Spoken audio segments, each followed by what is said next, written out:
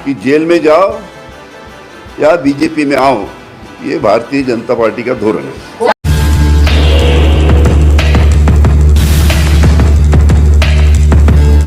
शरद पवार की एनसीपी के विधायक और महाराष्ट्र के पूर्व गृह मंत्री अनिल देशमुख ने 3 साल पहले गंदी राजनीति करने और उस वक्त की उद्धव सरकार गिराने की साजिश रचने का बड़ा खुलासा किया है। उन्होंने देवेंद्र फडणवीस पर खुले आरोप लगाए। अनिल देशमुख ने खुलासा करते हुए कहा कि देवेंद्र फडणवीस ने एक बड़ी और गंदी राजनीतिक वाली साजिश रची थी। 3 साल पहले जब उद्धव जी ठाकरे महाराष्ट्र के मुख्यमंत्री थे, 3 साल पहले जब अजित पवार महाराष्ट्र के उप मुख्यमंत्री थे, और 3 साल पहले जब मैं महाराष्ट्र का गृह मंत्री था, उस टाइम देवेंद्र फडणवीस ने परमवीर सिंह को पकड़ के मेरे ऊपर जो झूठे आरोप लगाए थे, उसके बाद सीबीआई ईडी लग गई। उस वक्त 3 साल पहले जो आदमी को देवेंद्र फडणवीस ने मेरे तरफ उद्धव ठाकरे, आदित्य ठाकरे और बाकी लोगों के खिलाफ में झूठे आरोप करने के लिए, एफिडेविट करने के लिए मेरे ऊपर दबाव डाला था, और मुझे कहा था कि आप एफिडेविट करके दीजिए उद्धव ठाकरे के खिलाफ में, आप एफिडेविट कर दीजिए आदित्य ठाकरे के खिलाफ में। इस प्रकार के मेरे ऊपर उन्होंने दबाव डाला था। मैंने साफ इनकार कर दिया। मैंने उनको बताया कि मैं झूठे आरोप ना आदित्य ठाकरे के ऊपर लगाऊंगा, ना उद्धव जी ठाकरे के ऊपर लगाऊंगा, या अन्य नेताओं के ऊपर लगाऊंगा। ऐसे झूठे आरोप लगा के मैं उनको तकलीफ में नहीं लाना चाहता। और मैंने 3 साल पहले एफिडेविट करने से इनकार कर दिया, और जो एफिडेविट लेके मेरे पास जो 5-6 बार जो पहले शुरू में आया था, उसका नाम था समित कदम।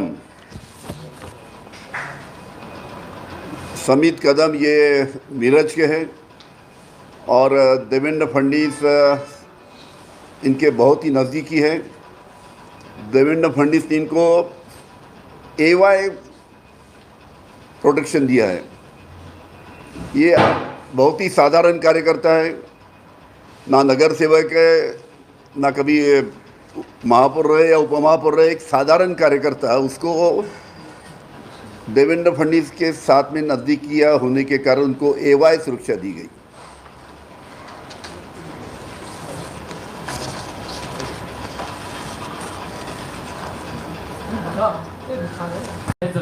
ऐसा गृह मंत्री मैं जब था, मेरे घर में रोज मुझे 200 लोग मिलने आते थे। मंत्रालय में रोज दिन भर में 200-300 वहाँ भी लोग मिलने आते थे। मैं आम लोगों से हमेशा मिलता था। वो वहाँ पे जब आया था तो उसने जब मुझे बताया कि मैं देवेंद्र फडणवीस ने मुझे कुछ काम से भेजा है, तो मैंने उसको बैठा के पूछा अलग से कि क्या काम है, तब उसने मुझे सब बताया।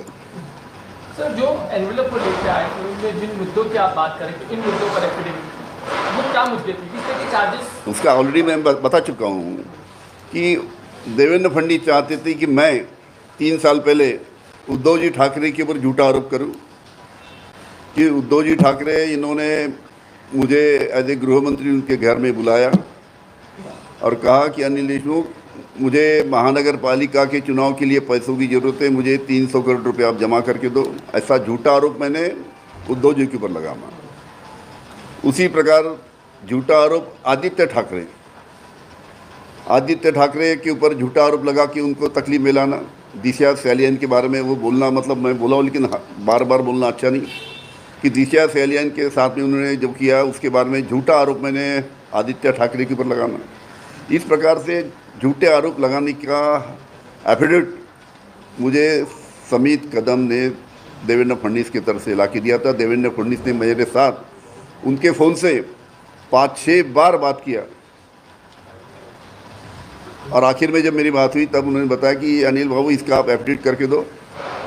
लेकिन मैं पढ़ने के बाद उनको समित कदम को बोला फिर से उनको फ़ोन लगाओ देवेंद्र फडणवीस को, उनसे फिर से फ़ोन लगाया। तब मैंने देवेंद्र फडणवीस को बोला था कि अनिल देशमुख ऐसा झूठा आरोप किसके ऊपर करेगा नहीं, और इस प्रकार की जो बहुत ही ओछी राजनीति आप जो कर रहे हैं, नीचे दर्जे की जो राजनीति कर रहे हैं, ऐसी राजनीति महाराष्ट्र ने कभी देखी नहीं। और मुझे ताज्जुब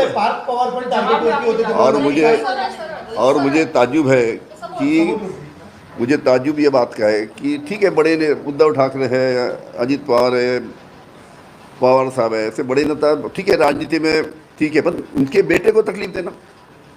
आदित्य ठाकरे बच्चा है, छोटा लड़का है उद्धव जी का, उनको तकलीफ देके उनको किस प्रकार से जेल में भेज सकते हैं उसकी तैयारी करना।